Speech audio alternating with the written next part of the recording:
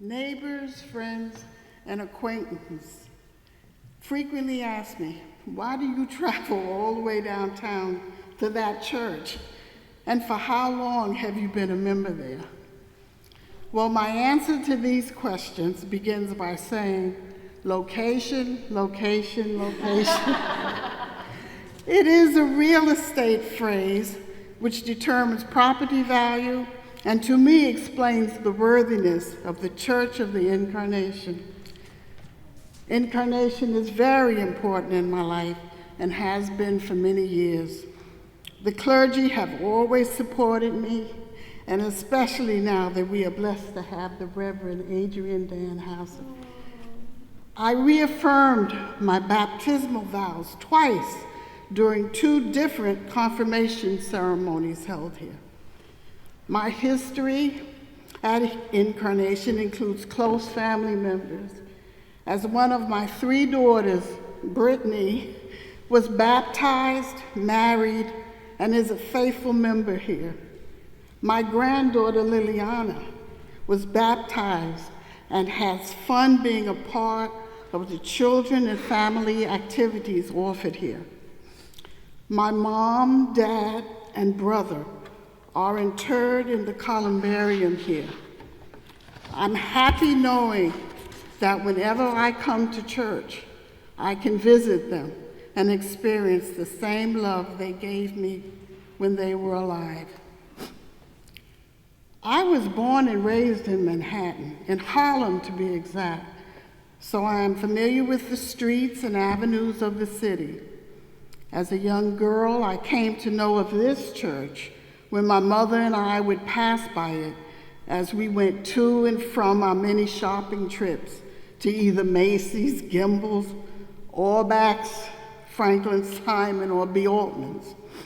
Of course, Macy's is still there.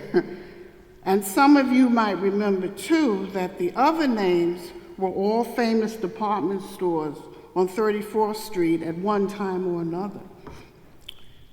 Then in 1972, I moved to Co-op City in the Bronx. Talk about convenience. The express bus to there has always been located directly in front of the parish house. It's easy for me to attend service here and go home renewed in God's love. I worked for over 20 years at the Graduate Center of the City University of New York, which is right across the street and whose main entrance is at 34th Street and 5th Avenue. In fact, in 1999, the Graduate Center moved from 42nd Street between 5th and 6th Avenues into the old B. Altman's department store building. Once again, I was in familiar territory and able to easily walk to and from Incarnation. Back then, the church had more opening hours during the week, and many of my lunch breaks were spent in the peaceful sanctuary of the church, where I found respite from the stresses of work. So, for either work or play, I was always in the vicinity of the church and entered to pray in thanksgiving and petition, meditate, and rest. Another historic part of my life at Incarnation is that I remained an anonymous parishioner. I would come and go quietly, quickly, and unnoticed. I believed in the gospel of St. Matthew, which in part says, one can pray and give in private.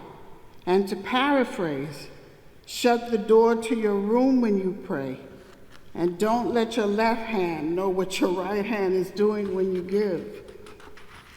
Certain verses in the Gospel of St. Matthew are about the secrecy of praying, giving alms, and worshiping. But sometime between 2009 and 2010, I changed my way of thinking about how to serve the church. I became a member of the Altar Guild in 2010, a member of the Usher Guild in 2012, and a member of the vestry in 2023. Now I find much inspiration in the prayer of Chrysostom, which says, and again to paraphrase, that when 2 or 3 are gathered in his name, he will be in the midst of them. Please notice that we will read it together towards the end of today's morning prayer service. Incarnation brought me out of my shell a little bit, and I find much comfort in worshiping with you all at any of our services and in participating in any of our ministries. Instead of just placing my cash donations in the open plate, I began to use personally named, numbered, and weekly dated Sunday offering envelopes. And you can request them too whenever you fill out your pledge card.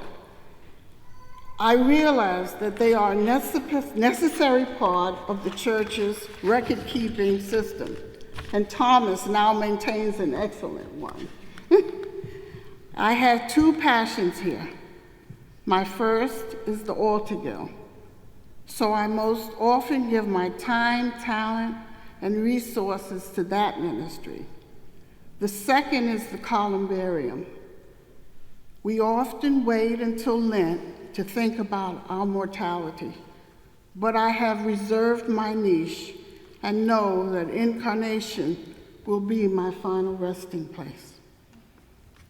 So why don't you too give to a special interest or cause, and let's all pledge a regular donation of whatever fits your budget during this particular stewardship season and others that will follow it, so that this lovely building will continue to flourish and be accessible for the many people who enter, as it has always been for me.